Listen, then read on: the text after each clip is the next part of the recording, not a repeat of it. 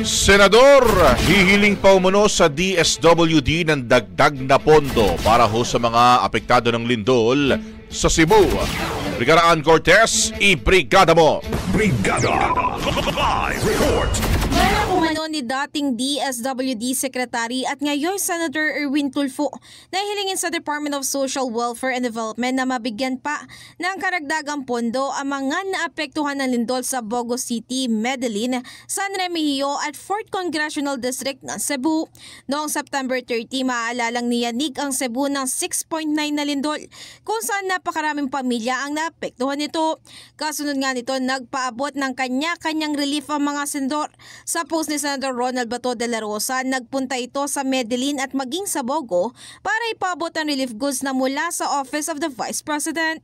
Matapos naman mapagalamang kinukulang ng drinking water sa Cebu, ay nagbigay agad ang tanggapan ni Senadora Risa Hontiveros ng 2 truck ng tubig.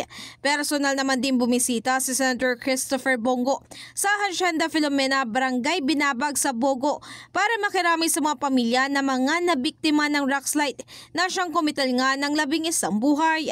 Nanawagan din ito sa publiko na sama-samang ipagdasal ang mga biktima at ang buong lalawigan ng Cebu na ngayon maharap sa matinding pagsubok. In the heart of changing lives, ako si Brigada Ann Cortez ng 105.1 Brigada News FM Manila, The Music News Authority. Ang bahaging ito ay hatid sa atin ng Yummy-Vit ES3 Syrup. Simulang tuparin ang pangarap ng iyong anak. And starting now,